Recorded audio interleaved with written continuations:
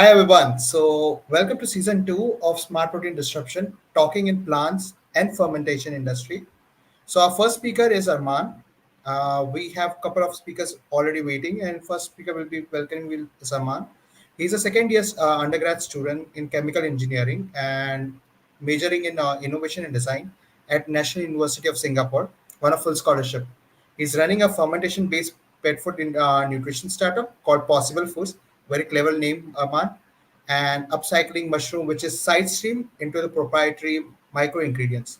They have launched their startup for first consumer product in India 3 months ago and are simultaneously exploring B2B applications for their ingredients. He's also working as a research assistant at the Singapore ETH Center on downstream processing of microalgae, and it's leading the Delhi Smart Protein project as well as NU's Alt Protein projects. So, Aman, the platform is here, and we are eager to hear from you. Sure, sure. Is my voice clear? Yeah, it's perfectly. Your video is also crystal clear. Perfect, perfect. Firstly, thank you for the introduction, Jay, and super excited to be here today, guys. So, prior to talking about possible foods, I'll just give a brief intro, uh, just clarifying a few things. So, I am currently a second year student in at NUS doing chemical engineering, and I spent a year back in India. I was at St. Stephen's, but I I was actually doing chemistry there, but the whole ecosystem wasn't very supportive. I tried my best, but it never led to anything substantial. So took a call to come to Singapore. It was a very fortunate series of events that followed. My introduction to the field actually happened with Jay through the India Smart Protein Innovation Challenge 2021, which was about 2 years ago, and it's been a super exciting time. There was always an interest in fungi and fungal-led fermentation as the future. So yeah, now I'll just be delving deep into possible foods. You guys can just keep your questions and ask whenever there's time. But I'll be talking exactly the way that I tend to talk to other VCs or other people that we pitch to. So it might be a bit formal, but it's fine. So we at Possible Foods are converting mushroom side streams into our proprietary micro ingredients for smarter and meatier pet nutrition. I'm Armaan and my co-founder is Samyak. Both of us are, as previously mentioned, second year students at NUS on a full ride.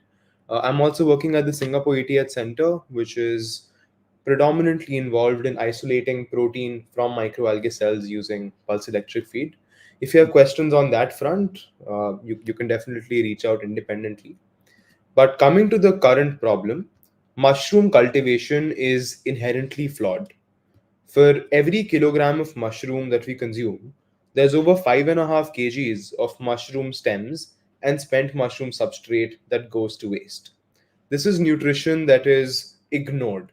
This number exceeds 650,000 tons in India alone. The problem is that this nutrition is wasted, but it also ends up in our landfills or is incinerated, leading to greenhouse gas emissions. We at Possible Foods imagine a very different future with seeing these waste side streams as sources of nutrition for our upcycled micro ingredients through our fermentation process. Now, you might be wondering what this process is, right? It's predominantly divided into five simple steps. Step one being standardizing this feedstock of stems and the spent mushroom substrate, then figuring out a fungal strain that has the ideal organoleptic properties and functional properties that we desire out of the micro ingredient, then growing this strain on the substrate in a low tech environment. It can be plates, it can be bags, and after the growth is done, minimally harvesting it and minimally processing it to convert into our upcycled micro ingredients, which when combined with superfoods lead to infinite possibilities in smarter pet nutrition. Now, mushroom cultivation is not the only industry that's flawed. The pet nutrition industry is also extremely flawed. So most of the analogs out there, in terms of the leading brands, they tend to use something called 4D meat, meat that is unfit for human consumption, and is dead, decayed, dying, or diseased. So it's the worst form of meat that's extremely rich in antibiotic residues and hormonal residues, which are extremely bad for your pet. The second thing is it's extremely unsustainable. It's not a new point that meat consumption and animal agriculture at large is one of the leading causes of greenhouse gas emissions. And interestingly, if all pets were to make a nation, they would be the fifth largest consumers of meat. And lastly, there are a lot of people looking for alternatives out there, but the current analogs lack the aroma properties as well as the nutrition properties that our pets require. So we came up with micro ingredients that's at the intersection of these two unsustainable industries. I'll be delving into what these micro ingredients are, but our promise at Possible Foods is extremely simple. We're creating pet nutrition that's cleaner than meat-based nutrition, but meatier than the current analogs out there. Talking about our revenue streams, our upcycle micro ingredients have a whole B2B side of things in which we provide these aroma and nutrition based ingredients to other players in the pet food industry. And we also have our own lineup in which we use these micro ingredients as part of the consumer products. And we as Jay mentioned, we launched our first product about 3.5 4 months ago in the Indian market, and the response has been pretty decent. The predominant okay the first product is not a replacement, it's more an add-on. It's an additive to ghar ka khana. Most Indian households, approximately 80%, feed home cooked food to their dogs predominantly because of convenience and traditional knowledge. This food is more often than not vegetarian and often lacks the aroma properties as well as the nutrition properties. So, our rationale was that it's much easier to enter a household through a topper. So, ideally, this box is a box of 15 sachets that you can purchase online. You add one sachet to one meal a day to increase the aroma and to increase the nutritional profile of the product, of the food that you're eventually feeding to your dog. So about 4 months ago, we upcycled about 100 kilograms of mushroom side streams that we obtained from one farm. In our second batch, we upcycled 200 kilograms of side streams from two farms. And in our most recent batch, we upcycled 300 kilograms of side streams from four different farms. As the number of farms increase, the sustainability and the scalability of the supply chain also increases. The overall number is only set to rise, and we're extremely hopeful for the future. Now, purely in terms of milestones, we're not venture backed. We're purely bootstrapped, and the main reason for that is we're still students. We're doing this in any time we get in the day. NUS has been extremely supportive with backing us with the first ever grant of about 10,000 Singapore dollars about a year ago. After that, we received about $15,000 through a G20 event called the Singapore India Hackathon. This is actually an image with the Deputy Prime Minister of Singapore and Dr. and Honorable Minister Dharmendra Pradhanji at the G20 event. So, extremely fortunate for all of this. Very recently, we were also chosen as the Asia representatives for Tiger Launch, which is one of the largest student centric competitions, pitching competitions to exist. They'll be flying us to Princeton to compete for a $60,000 prize pool in April. So looking forward to that as well. And as previously mentioned, we launched the product. We're still figuring out what the product market fit for that one consumer lineup is.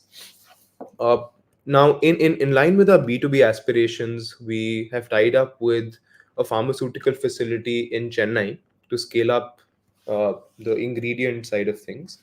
And we also supplied samples to some of the leading plant based dog food companies in the US and some key players in India as well.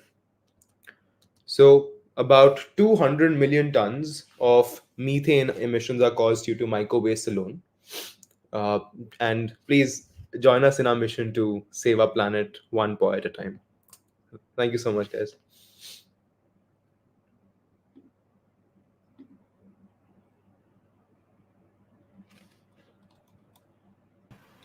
Very well said, Arman, and it was amazing to hear you. There are a few questions already into the chat we're asking, but I think I'll only ask a few questions, then we'll move on, and rest will be asked in the later on. So, first was like, how do you select your strain? How the strain selections works out? Sure, that's a very interesting question.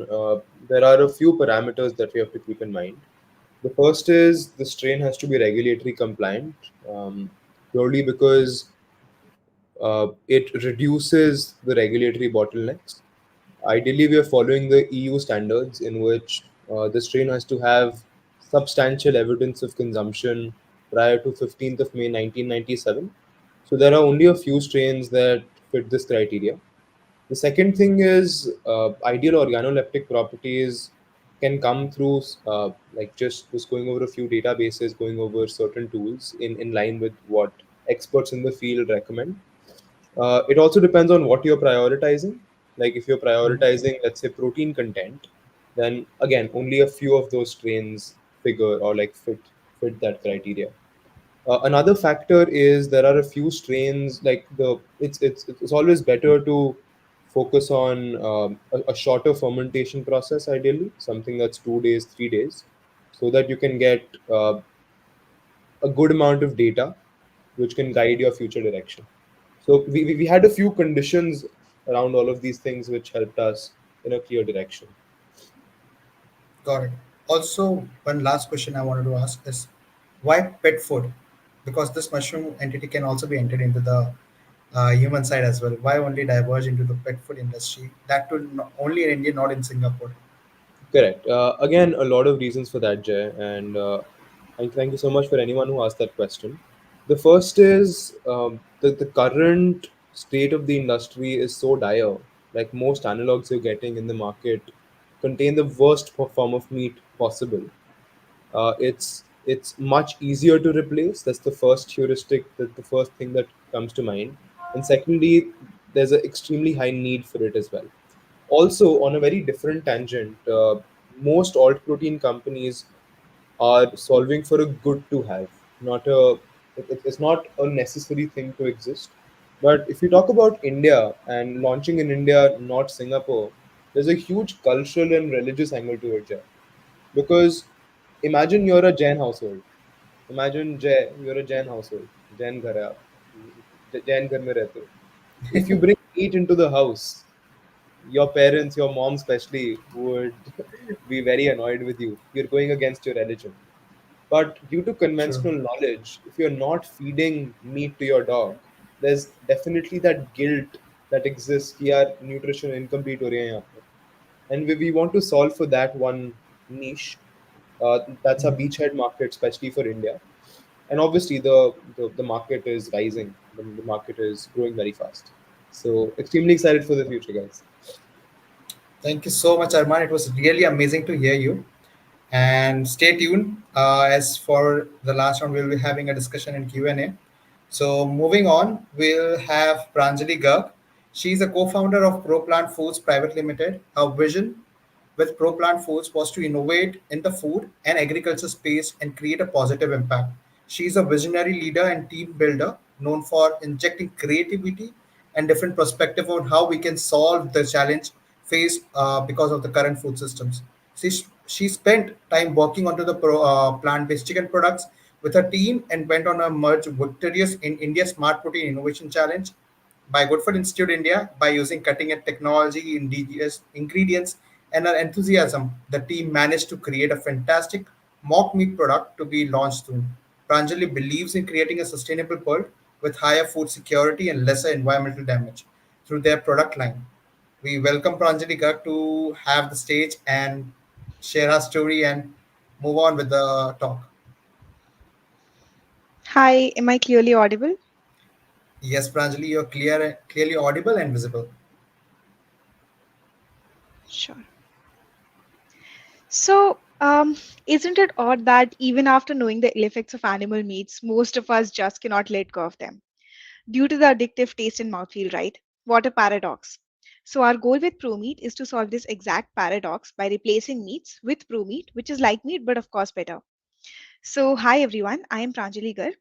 I'm a food technologist by profession. I have completed my bachelor's from NIFTIM, which is National Institute of Food Technology, Entrepreneurship and Management. And during my college days with my team, the Promeat team, we created delicious and high protein plant based food products for the foodie inside you who also cares about the planet. So, traditional meats taste great, right? They are very nutritious, very versatile. However, they contain undesirable components like antibiotics and hormones, which are very bad for your health. Also, worst part being animals face extreme cruelty. So what we did was initially when we started, we did a lot of consumer analysis and market research, and we found that consumers are looking for meat alternatives, right? So they want products which are healthier, which have all the macro and micronutrients and are also lower in cholesterol, products which are environmental friendly, and also which are cruelty free. So people are now looking for more ethical and like good food choices which meet their nutritional requirement but also like does not give them that guilt of killing an animal. So there are certain problems with consuming meats, right? As I mentioned, like considering antibiotic resistance, hormonal imbalance caused by consuming animals which are already being injected by hormones. So what exactly happens in a food tech, um, like animal based industry, right? Where exactly like animals are injected with a lot of hormones, which are which make them grow at a much faster pace. And this is actually done because there is a 10x demand for protein but there is only 1x production, which is causing a lot of pressure on these animal factory farms to produce these animals. And thus a lot of hormonal imbalances, hormones are injected which cause hormonal imbalances in people who are consuming this. Sustainability is another very important aspect because factory farming done to produce like these animals is causing more emissions than the entire transportation segment combined, so which is a very huge deal. Also, another thing is animal welfare. So, why exactly we chose this market, right? All of these problems are associated with these, meats. But like, why exactly did I, as a food technologist, wanted to enter this market? So 3 years back, I saw that there is a very huge potential in this market and it's growing very, very rapidly. So the global plant-based meat market is projected to be a 160 billion US dollar industry by 2030. It is already a 565 million USD industry in the Indian plant-based market. So with this huge market, we have a very big market in India as well as global market to tap, right? So this is how the exact global scenario looks right now. So comparing from 2022 to 2023, the plant-based global market has actually grown a lot.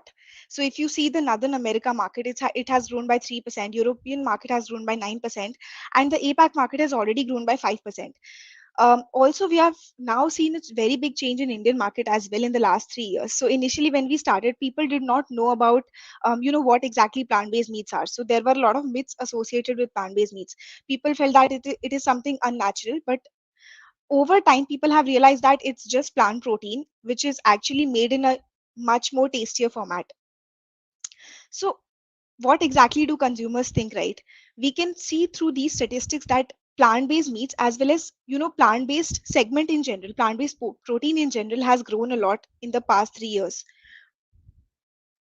In fact, MNCs, like including Nestle, Kraft, PepsiCo, General Mills, all of these big MNCs have also done a lot of investment in these like plant-based protein market, not just in terms of acquisitions or in terms of partnerships, but also a lot of investments have been done in manufacturing. So, which is a very huge deal right now because the entire global market is going towards manufacturing of these plant proteins, which would be now available at a much cheaper cost going forward because the demand is also slowly rising.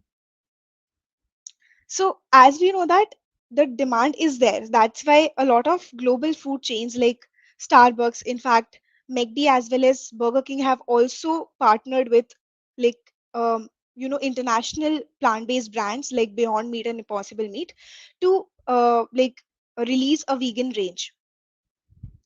In fact, in the Indian market as well, a lot of you would know that Imagine Meats and Blue Tribes is one of like few companies which are also backed by celebrities, and now they are actually promoting plant protein a lot, which is a very big and good deal for the industry in general, because the awareness is now growing.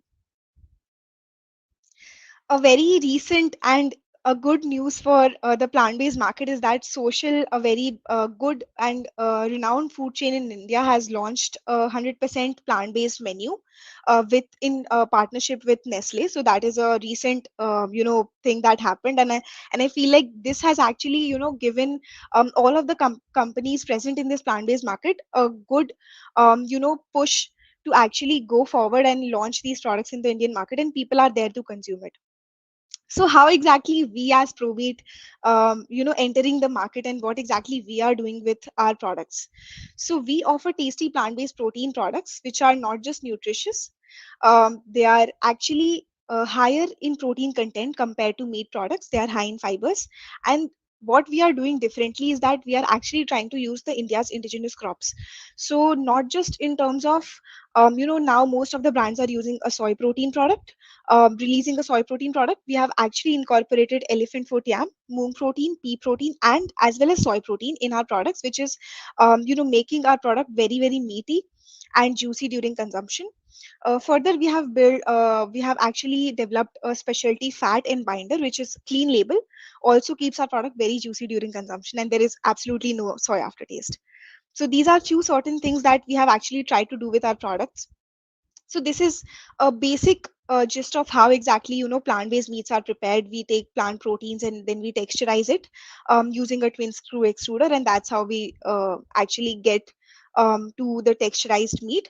I'm not going too much into the detail in technology, because I think that is a very different topic. I wanted to actually cover more in terms of the global scenario and how exactly the industry is moving ahead. So if you have any questions, you can absolutely reach out to me at any point of time. So like as I mentioned that we are providing a higher protein content. We are zero in cholesterol, and we have actually fortified our product with micronutrients, which are present in meats. So we are providing exactly the same amount of nutrition in our plant protein products. With that, with our product, our target market is actually the India's meat lovers in the age group of 18 to 45, who are flexitarians and now want to look at more affordable plant-based meat options. And now finally moving on to our journey. So I did not mention that in the starting, but we started 3 years back when I was a BTech student, and at that point of time it took us about 1 year to actually develop a product line of 22 products. During our journey, we are very fortunate to be backed by ProVeg Incubation Berlin, SIIC IIT Kanpur, as well as Sign IIT Bombay. We are actually backed by Unilever for our technology, and we have co-developed certain products with them.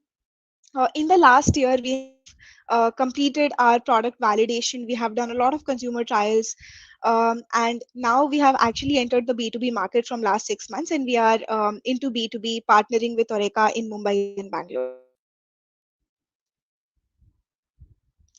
So this is how exactly our team looks like. So it is me and my co-founder. I have certain experience of working with Mondelez as well, and on our technical mentors, we have Dr. Prarabdh, who is assistant professor in meat technology at NIFTM. So he really guided us in the very starting, understanding more about proteins and how exactly we can texturize it.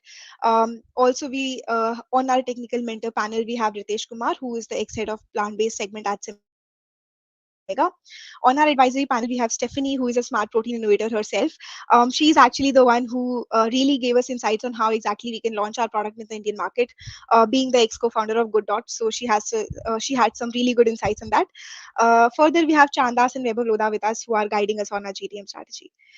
So the global market is moving towards plant-based, right? And we saw that there are a lot of companies now who are producing these products, and there is a very big impact. So we try to measure our impact, and with our plant-based meat burgers, we have actually reduced GHG emissions by 6 klbs, saved 336 trees worth of land, and 19K worth of gallon worth of water. So I feel like the entire idea behind doing this was not just, you know, like having the knowledge and just implementing it. There is a very big reason behind this. So we are trying to do this for the impact. And yeah, that's about it. Thank you so much. If you have any questions, please feel free to ask. Pranjali, it was amazing and to hear about the overall industry and how you have been like going from the scratch to building a whole industry into the plant-based sector, especially in the Indian market. I do have Yeah, few questions which I got is sure. like how, like what's the textural or taste profile compared to the traditional meat when you started your product in the first cycle of the rounds? Sure.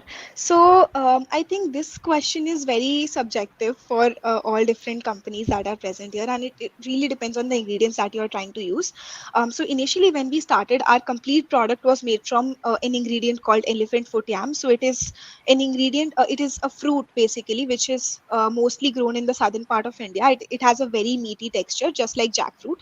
So initially, we started with that, and the good part about elephant foot yam is that it is very bland in nature, so you can actually add any spices to it, any flavors to it, and it would give you the exact taste just like that. And the texture is Mhm. very meaty. We tried to incorporate more ingredients later on by trial and error. So we incorporated pea protein, moong protein, as well as soy protein. So soy protein is basically giving the firmness to our product. And the pea protein and moong protein are adding to the protein content. So we actually did a lot of trial and error where we use just pea protein, just moong protein. So there are a lot of off notes associated with these isolates and concentrated proteins. So with trial and error, it was a long journey where we identified which proteins would actually fit together and give the best texture and taste. No, no, Yeah. totally. I Like hope that answers your understanding question. the definitely, definitely the taste profile matters a lot, and trial and error Yeah. is like one key point to analyze what are the Yeah. Also, like a very text. important point is that like constantly doing trials with consumers. So I think that is something Hmm. that we've been doing all along, and still now we are doing a lot of R&D on different products. So we continue to do this like as we go ahead. Yeah. Perfect, perfect. The second question which I do have is like, if someone wants to start a new company into the plant-based segment currently in India, what are the key points or what are the takeaways from your experience with your journey to begin with into all protein industry in India? Sure, I think that is a very, very good question because, when me and my co-founder, we started, we were actually just students, BTech students, Hmm. and we did not have any means to start the company. And it was just resilience.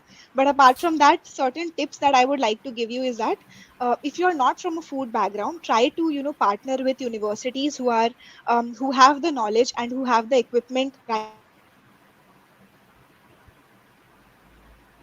I think Pranjali we broke off.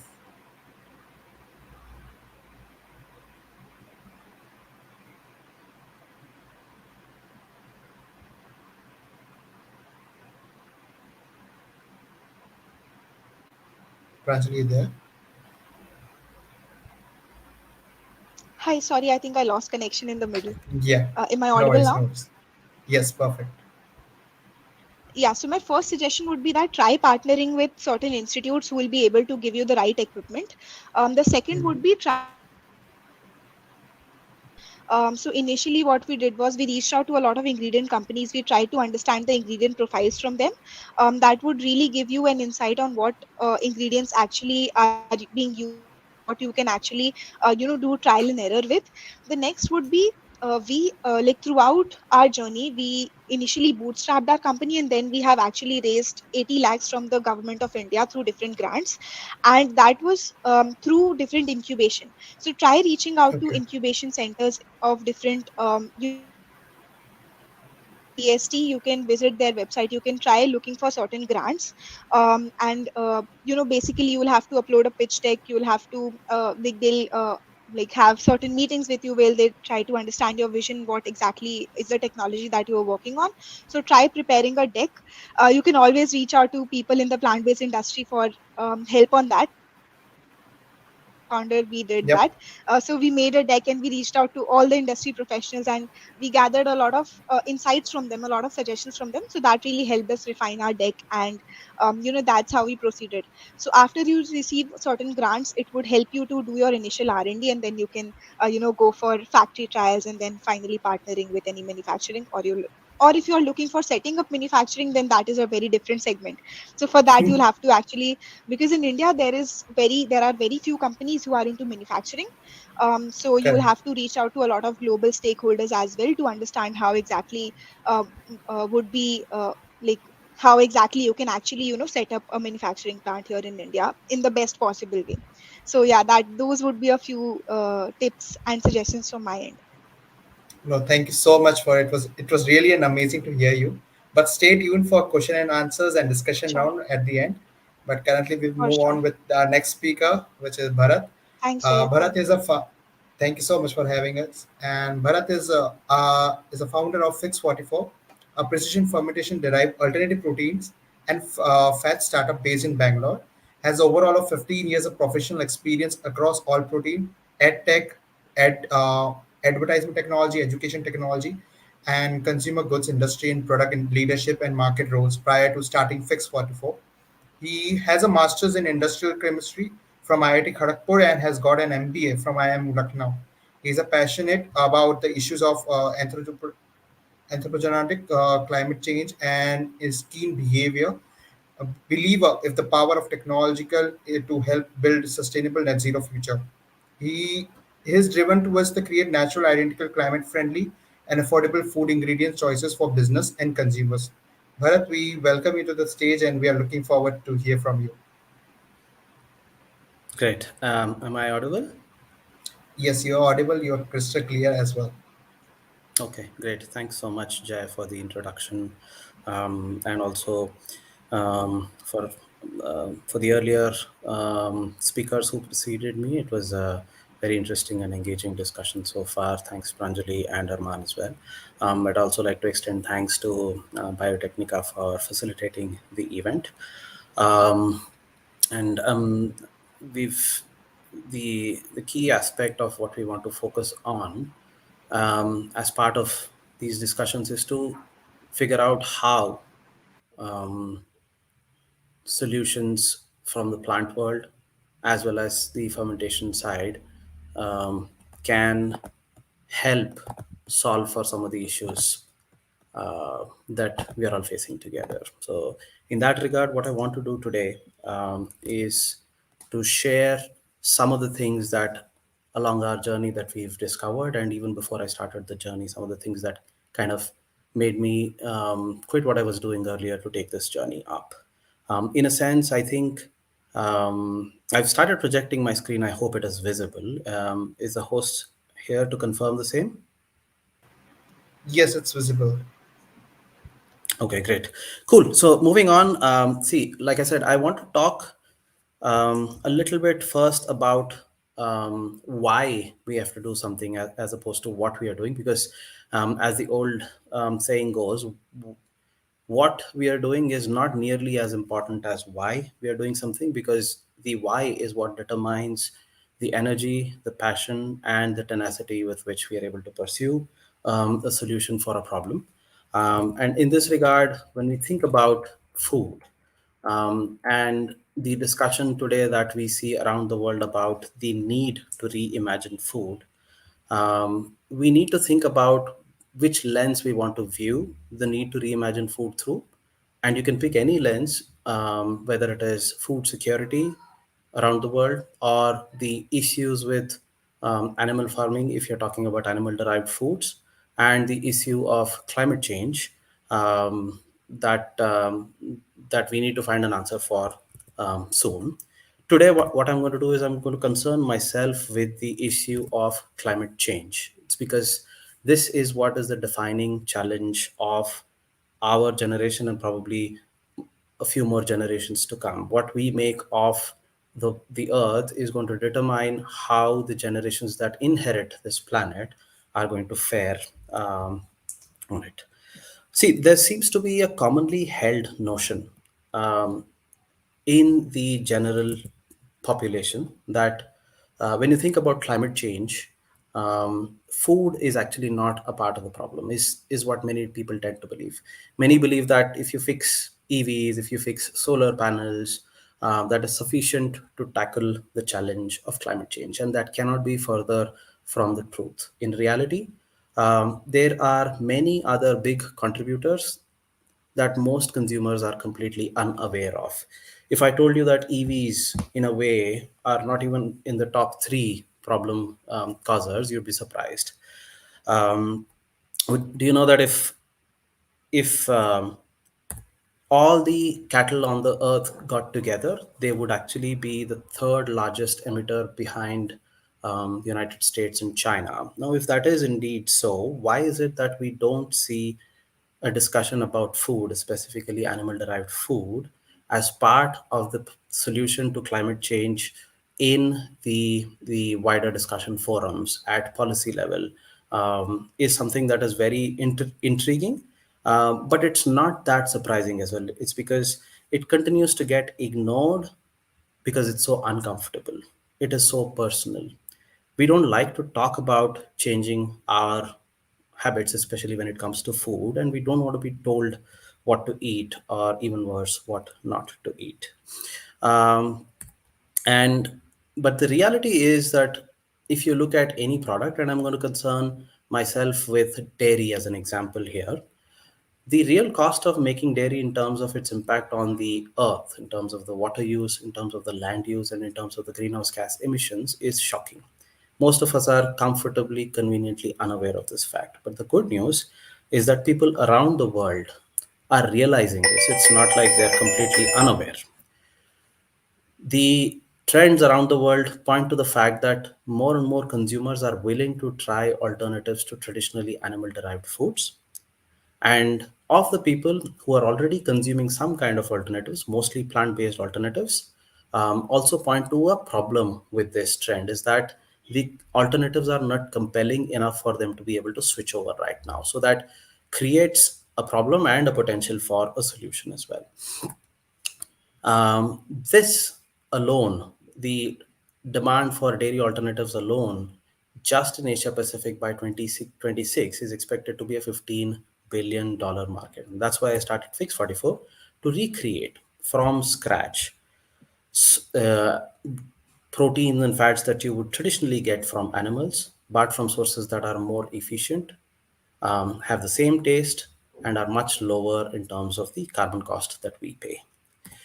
The way to do this, the way we've set about doing this, is to build key components, each key component of dairy, which is dairy proteins and dairy fats, from sources that are more efficient than animals. Think about the proteins that exist in milk, whey proteins, caseins, as well as a whole range of fatty acids that you can only find in milk, but you can't find anywhere else. None of the plants can make them. We are in the process of making them through fermentation.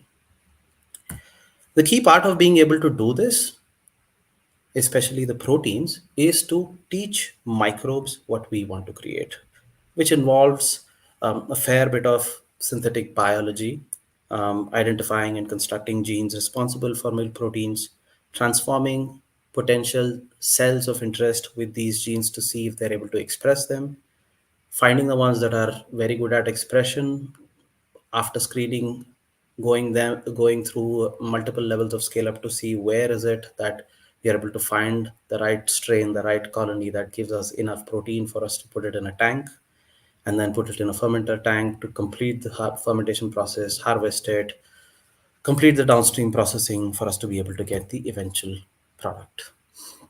The good news is that this technology has been around for more than 2 decades, so there is a reasonably deep understanding of this technology that is now being deployed to creating food alternatives that would traditionally come from the animal. The good news is also that significant amount of scaling challenges that one would come across in a completely new industry are partially taken care of because of the fact that some people have already solved some of these problems before we did, for enzymes that go into food industry, enzymes that go into detergents, for vaccine components, for drugs as well as things like insulin. So we believe that we are bringing this change, which is now being called precision fermentation, but traditionally referred to as recombinant protein synthesis when you talk about proteins, to the food world. The change is here and is going to be here close to all of us soon enough, but it won't take off without consumers giving it their willingness to try. We sincerely believe that microbes are the future food factories of the world. As you can see, they're not just an answer to the taste problem, they're not just an answer to the animal welfare problem, but they're also a very important part of the answer to the climate problem. The amount of land use that you can bring down, the amount of water use that you can bring down, and the amount of greenhouse gas emissions that you can bring down for the same product that you get from microbes as opposed to getting from animals is reason enough for us to take the products of this technology as a potential solve for our food problem. Going back to the first slide where we said the climate change is the defining problem of this generation, um, I'd like to reiterate that we need to believe in the plants and microbes' ability to solve the food part of the challenge for climate, and I'd like to invite all of you to be a part of this future of dairy. Thank you.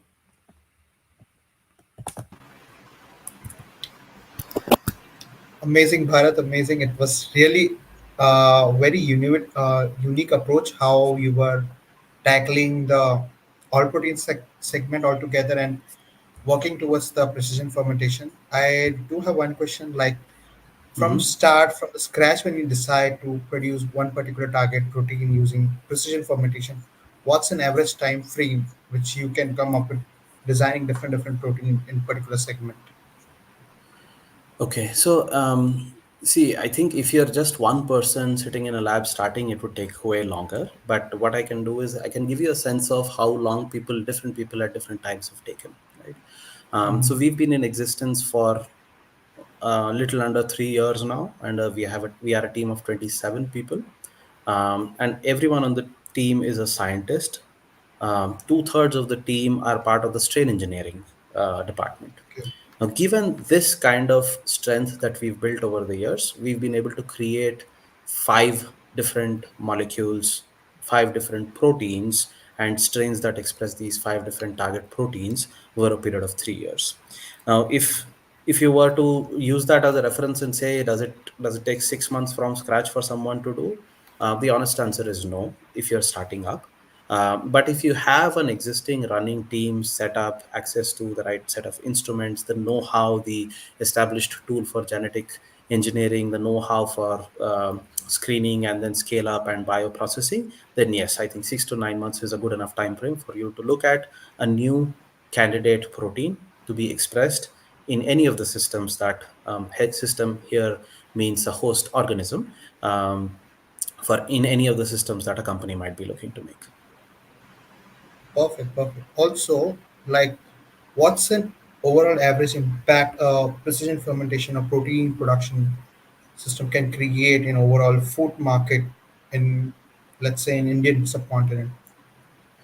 See, we are the largest producer and consumer of dairy. So, if dairy is a problem, then the biggest problem is here in India. However, we are also very deeply culturally rooted, culturally and religiously intertwined in destiny with dairy. Weaning off of dairy is going to be one of the most difficult things for our market to do. And the only way to do that is to convince the consumer that we are indeed giving them the same product in terms of taste and health, and also doing good by the animal that we all love and respect, and in more often than not worship, as well as protect the planet for the future generations to come. So it's going to take time. The incumbents in the dairy industry in India also do not see this as a um, uh, they probably see this more as a fad than as a trend that is here to stay. But I think the potential for impact, if um, is the highest possible in India, if not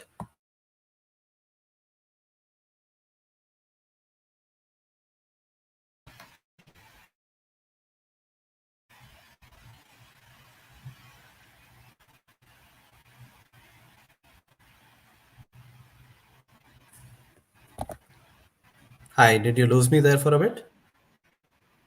Yes, I think my network connection got interrupted. But yeah, unfortunately, currently I'm connected with my mobile device, so please bear with me.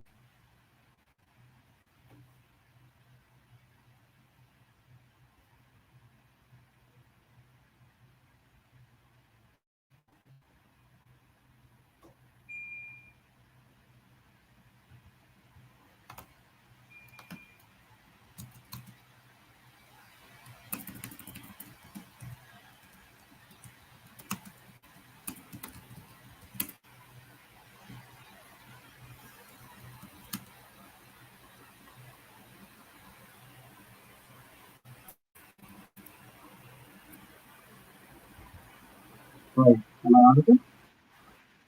Yes, Bharat, you are. Yeah. I'm so sorry. My laptop suddenly decided to die on me. I'm completely responsible for the question that you have. Like I was saying, this is the biggest opportunity for us to deliver back in terms of whether it is experience, whether it is access, whether it is land, space, and water save. India is the biggest opportunity, and that's why we want to solve this problem.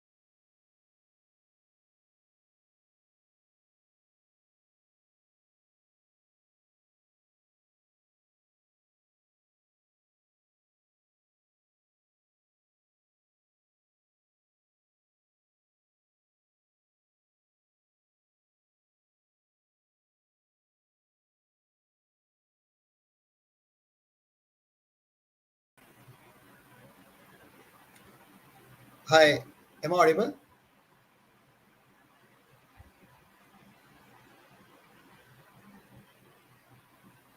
Yes, you're audible. I'm so sorry, everyone. There was some technical issues from my from my internet side. Yeah, we can continue again. Bharat, I'm really apologizing for the issues. Yeah, I think in the In, meanwhile, Bharat would have answered the question. Hi, Bharath. Yeah. I was just saying, no problem. All of us have had internet and laptop issues, especially at critical moments. It happens.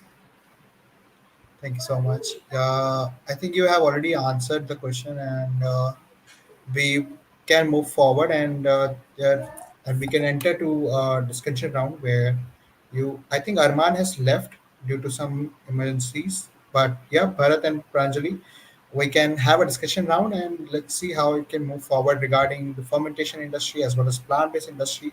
There are a few questions for Pranjali as well. First was like, ma'am, what is the time required for preparation of plant-based meat products? Can you shine some light on the question, Pranjali? Sure, happy to answer. So I'm not sure what do you mean by preparation of plant-based meats. I mean, if you mean the R&D, then I think it would take you, I think, 4 to 6 months, because from trial and error of ingredients to actually getting the right texture, it would take you a certain amount of time. And so, yeah, 4 to 6 months would be the ideal time period to actually, get to a base product. Further, if you're talking about how exactly when we prepare the samples in lab, how much time does that take? So it would take you nearly, I think, 6 hours or so to actually get the texture, bind all the ingredients, and then get to the final product.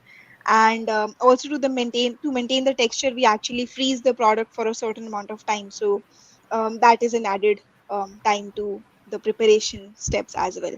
So I hope that answered your question, but yeah. I think very well said. Yeah. So the next is like in the discussion round, why the topic which I want to touch down is how fermentation and plant-based industries can work together to create some hybrid products or a product which is much more enhanced and overall all protein sector. So yeah, Bharat and Pranjali, anyone who wants to go first can yeah enter into the stage. Yep, sure. Maybe I can Yeah. take that. Um, see, both the approaches to finding a solution have their sets of problems. With and I can speak about fermentation first, and then maybe I'll take the liberty to try and state some of the problems with plant-based and where is it that we can find a solve by mixing both. Fermentation as a technology is still fairly expensive in a way to make products that are fairly low value food products and food ingredients. Um, Traditionally, this method for the last 2 decades or so has been used to make products that would fetch per kilogram a much higher dollar value than what, let's say, you would be able to get for dairy, for meat, for eggs, for fish related ingredients. However, the good part about fermentation is that it can help create as some of the components that are needed in smaller contribution by weight to the product and will help address a significant portion of the problem that the plant-based side may be facing. As an example, taking lead on what Pranjali mentioned a little while earlier, if it's plant-based meats or plant-based milks, and I can talk about milk a little bit here, is that whether it is oat or cashew or walnut or rice or soy, all of these plant based milk or milk like beverages tend to have a starchy, a beany off note and an aftertaste. And also, they don't reflect as heavily in terms of body on the tongue, which is why people tend to Yeah. say that they feel very light. This is where I think blended products with ingredients from fermentation and plant based have the opportunity to create something that is more compelling than the products that currently are offered by the plant based companies. Um, until until fermentation becomes affordable enough to drive the cost down to a point where we are able to offer the product at parity, it's very difficult to convince the consumer to shell out a significant premium to be able to access these foods. So that is where I see a lot of opportunity. Specifically within products, I can see liquid beverages, plant-based meat applications like burger patties or kebabs. Wherever there is a possibility for us to help deliver a little bit of masking, deliver a little bit of meat-like flavor, texture, is something that where we could work together. And we are working on a couple of products within our portfolio that can help plant-based meat companies be able to improve the sensory perception that their consumers are able to feel when they consume these products. So that's what I feel um, is an opportunity. Um, and we don't have to look far to see how this can work, right? So if you look at Impossible as an example, the key ingredient that delivers the incremental value that people associate with meat that Yeah. goes into their burger patties is actually through fermentation. And they Yeah. use plant-based protein, texturized protein as the body that delivers the protein part, but to give you that bleeding red colored iron like blood like feel that probably you would get when you're having a burger that is made with real meat is something that they're trying to mimic. So there's already proven examples of how blending these two things can help create better products. I think we will see more of those coming out into the market soon, later this year, and certainly by next year, because it is going to take a while before cell-based meat or fermentation-derived dairy and egg proteins, etc., are affordable enough for us to be able to beat the animal at making this. And I'm happy to listen to what Pranjali has to think about this too. I think Bharat, you really answered the question really well, and I think you covered all the points. I would just like to add that, even we as a plant protein company, we have tried, creating a lot of plant-based beverages, but the like all-time problem is that it's very watery. And then how do you make it, um, you know, a little uh, bulky or little fat-like feeling on the tongue? So that problem can only be solved if we kind of have a hybrid product. And even in the global scenario, a lot of brands in the like in the dairy segment as well as in the meat segment, they are actually moving towards hybrid products. Um, and on the affordability segment, I think plant-based products are already expensive for the Indian consumers right now in this current year. So like fermentation is all the more expensive. So like yeah, going down, I think it would be much more convenient to have options where they'll be having a complete plant-based option, a complete fermentation based option, but also a hybrid option where they get the right taste and there is no feeling of plant, but they're also able to afford it. So I think that would be a much it would give consumers a better option in the sense. Yeah. Perfect, perfectly said. But there are a few questions for Bharat as well currently into the chat, which I can see is like, are you making, like, it's by Manish. So, are you making just milk or dairy protein or milk entirely? Also, if you are making milk, how close are you to animal derived milk? Yeah, so everyone starts with, see, milk is, I keep saying the same thing. Milk is both very simple and complex to understand at the same time. 87% of milk is water. So if you take a glass of water, you already have 90% identity to milk in that sense, right? But the key functional ingredient in milk primarily is protein, followed by fat, followed by the sugar element. Sugar is lactose. In fact, if anything, it creates more problems to a lot of people than being a solution, and it can be switched out with other sugars easily. So our focus is on being able to make these components individually. Once you have these components, you will be able to concoct or put them together to be able to liquid milk at any time. But 100% identity and equivalence with liquid milk or whole milk as you would get from the animal is very far for any company around the world, because it has got far too many components. Um, at least about 10 proteins, 400 different types of components that would make up the fat, minerals, and sugars, right? So you can't go about making each of these things in an attempt to make something that is 100% identical to the whole milk that you get from the cow. But you don't have to go that way, because um, if you think about a spectrum, starting with, let's say, what we have today as plant-based milks on one side and whole milk from the animal on the other, you don't have to you have to just travel about 80 to 90% of the distance along the spectrum to be able to get to a point where human tongue and our sensory perception abilities are not able to make out the difference between what the product is and what you would call whole milk. So in that sense, we are not um, we are not um, close to say 100% whole milk, but we are somewhere along the way. If you ask me, within the spectrum where we are, we're probably 60 to 70% already there towards the animal based milk. Do we need to go all the way through? No. Do we intend to make reconstitute this whole milk as a product to be offered to the consumers? Actually, no. We are looking to be a B2B ingredient supplier or ingredient provider for people to be able to make these formulations and launch consumer facing brands.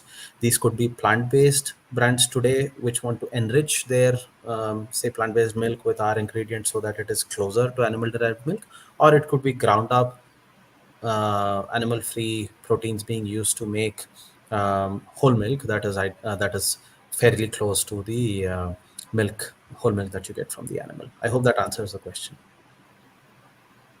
Correctly. There is another one by Scooby, which Mhm. is like, does precision fermentation milk exhibit the same properties as conventional when it comes to curdling and or condensing? Yeah. See, going back to the same answer, the answer isn't actually what I said earlier, right? So you have a lot of things at play when you look at whole milk. Different components play different roles in all of the food preparation techniques that we witness in our home, whether it is for making paneer or whether it is making for yogurt or ghee.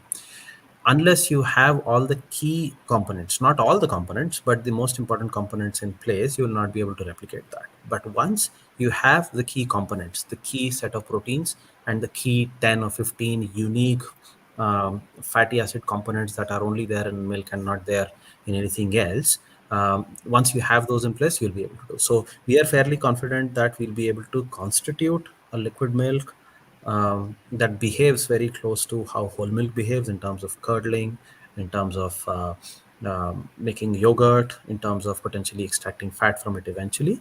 But is that something that we are looking to do right now or anytime in the near future? Actually, no. We are looking to be a ingredient supplier, selling um, protein concentrates and isolates, as well as pure fat alternatives to butter and cream that um, food industry players can use as an ingredient for making their products.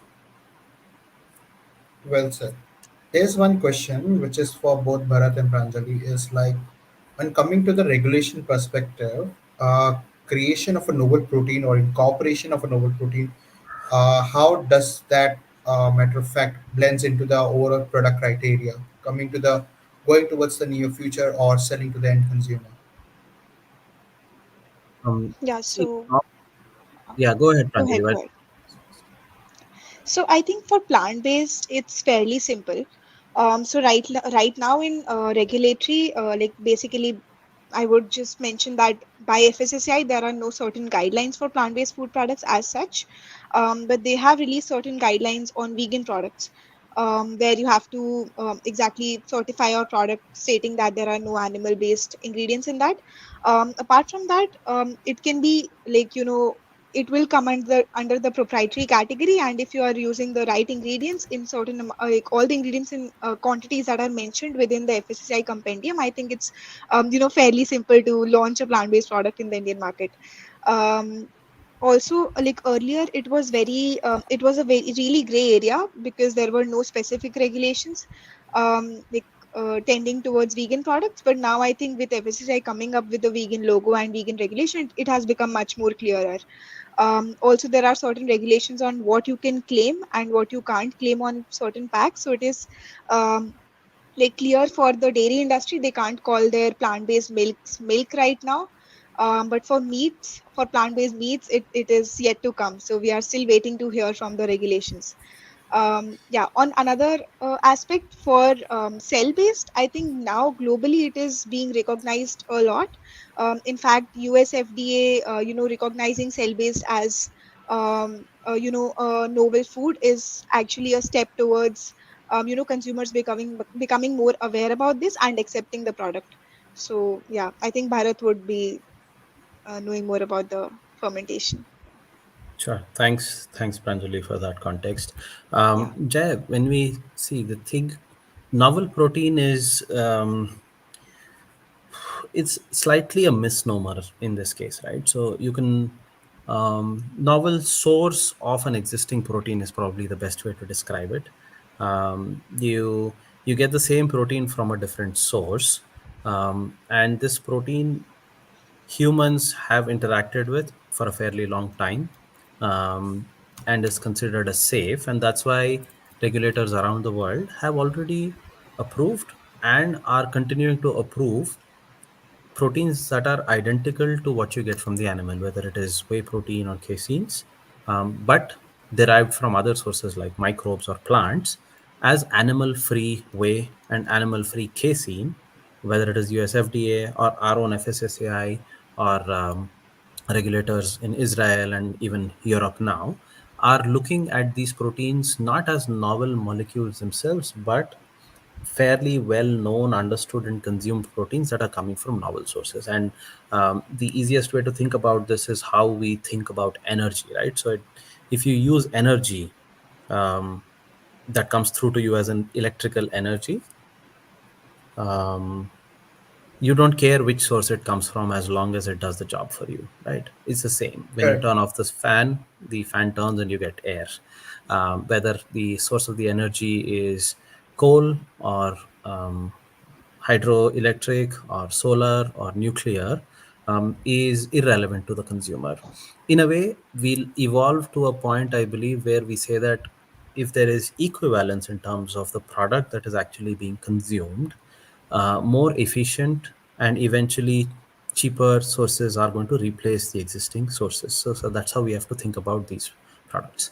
Just to complete the answer about novel protein itself, if there is a protein that someone creates which did not exist in nature before in its entirety, either in a plant or in an animal or in a product derived from the animal like milk or eggs, that would then have to be approved by the regulator as safe, which will go through its own path of regulatory approval before it is allowed for marketing and then consumption by consumers around the world. So that should give you a fair idea about novel proteins.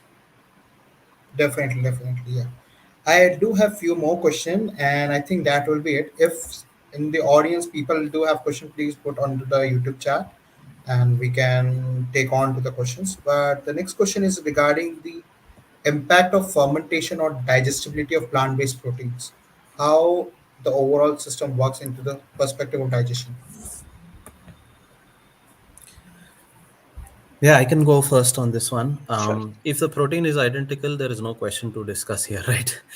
If you consume it, um, it doesn't matter where it comes from. If it's the same molecule, then it interacts with your tongue the same way. Your brain gives you the same sensory perception signals, and your body metabolizes it the same way.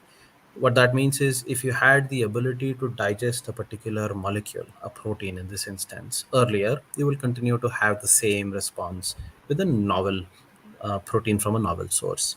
If you had the inability to digest something, or let's say in the very, very rare case, an allergy to a specific protein that happens to be found in milk, and that protein is being made by us, then it would still give you the same potential allergic reaction because the molecule hasn't changed. So, um, in short, when you think about how product labeling would work, um, because milk is a common allergen, it would have to be labeled that way if we use proteins that are made through precision fermentation, which are identical to what you get from the animal. I would leave it to Pranjali to describe or answer in more detail about plant-based proteins. Sure. So like as Bharat mentioned that it's fairly simple because I feel like basically soy if you are using in the product or peanut protein if you are using in the product, it would be considered as allergen, which is specified by the regulation. So you'll have to mention it as allergen. Apart from that, like the digestibility really depends on your body and how exactly your metabolism is. So it's not certain that if we are putting 13 grams of protein in a certain amount of product, you will get the entire 13 grams of protein absorbed in your body. So we do check like when we are doing the studies where exactly we are adding certain amount of proteins to our product. We do check how bioavailable that protein is for you, but it's really very subjective. So even though the protein is bioavailable, but how well you digest it is like how well your body absorbs it is very subjective from person to person. So yeah, I hope that answered the question. No, definitely yes. One of the last question is that like how fermentation in the plant-based protein section can help into natural preservative way. Like does does it can help into the increasing of shelf life of overall product? Sure. So Why I don't you can take answer that. this? Yeah, sure. So for particularly for plant-based protein products, so all our ingredients are actually powder-based ingredients, which are Mhm. blended in a way and then transformed into a texturized format, thus giving it a very good shelf life of 12 months. So all our products are frozen products, and if you see, that is true for most of the plant-based products right now which are available. This is particularly for plant-based meat products only.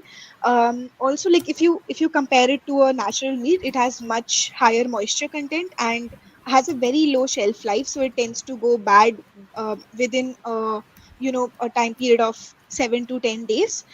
So I think that is one challenge that plant protein industry is really solving right now, which is also a wastage issue, as well as preserving the product for a longer period of time. And you can actually like for plant-based meats, it is very relevant that you can actually freeze it in your like keep it in your freezer for a long period of time, for 12 months actually, and then you can consume it at any point of time. So yeah, I hope that answered the question. I think Bharat can uh, yeah, add more to Yeah, it. I'm I'm not best placed to answer the question from the shelf life extension point of view, but there's an interesting thing that we all tend to miss, right? See, a lot of the desirable sensory characteristics that we associate with milk, when I say milk, animal derived milk, cow milk or buffalo milk, are actually attributable to the rich microbiome that resides in that milk. They end up consuming some of the components that are there natively in milk and convert them into products that we tend to find are good in taste, texture, mouthfeel, etc. So there's a lesson there, right? So when you're working with plant-based products, you can leverage some of the same safe microbes that we've been consuming knowingly or unknowingly, to be added either during the process or after the process to plant derived products, to be able to get some of the same benefits that we attribute actually to whole milk, but they are actually attributable to the people or the microbes that are converting some of these input substrates into things that we like. So there is an opportunity there, and you'll see um you when you travel especially to the west, you'll see some of these fermented nut butters, which is seed butters and nut butters, which is the Yeah. fats that you get from plant-based sources that are fermented with their own proprietary mix or single microbes to be able to achieve the same properties that I'm talking about. So there is an opportunity there which I've seen largely untapped, at least in our market, which is where folks who are tuning in today can take a cue from that and see if they can build something interesting around that. No, well said, well said. There is one question for you regarding those aspects. Is like, is it possible to produce proteins completely identical in PTM position to real milk, since different expression system may give slightly or hugely different PTMs?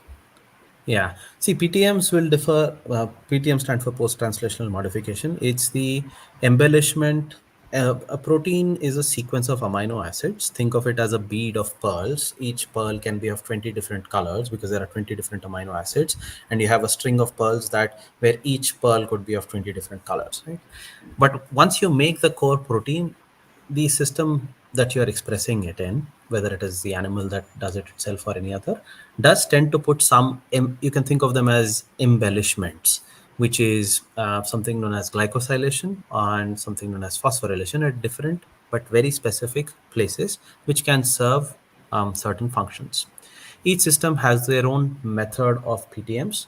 The good part about dealing with proteins for consumption like we do is that the relevance of PTMs specifically for our applications is fairly low. You still are able to achieve the functional and sensory characteristics despite having slightly different PTMs. They are not going to be drastically different depending on which system you choose to make your proteins in.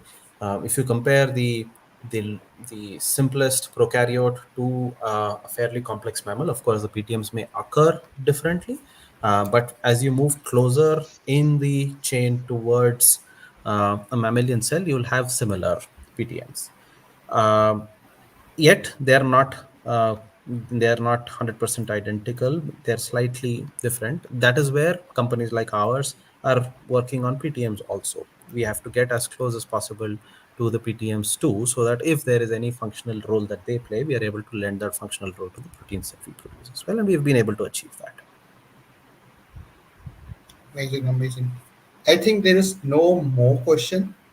And if there is, Bharath and Pranjuli are already available through LinkedIn. You can definitely connect through them to LinkedIn. And if you're looking forward to start new companies or enter into the oil protein, you can definitely connect with the Biotecnika as a platform provider as well as for internship or any work you are looking towards. And currently, I'll exit the thing and thank you all for being part of today's webinar. It's been an insightful session filled with valuable discussion and knowledge, and we appreciate your active participation and engagement. And as we have came to an end, I want to express my gratitude to our speakers and their expertise in all of your thoughts and thoughtful questions. Let's carry forward to this learning in today's session and continue to work towards our goal and enthusiasm into the all protein sector. Thank you once again, and have a great day again. All right. Thanks. Thank you. Thank you Bye. so Thanks, much, Pranjali. everyone. Thanks to everyone who's tuned in. Bye. Bye bye.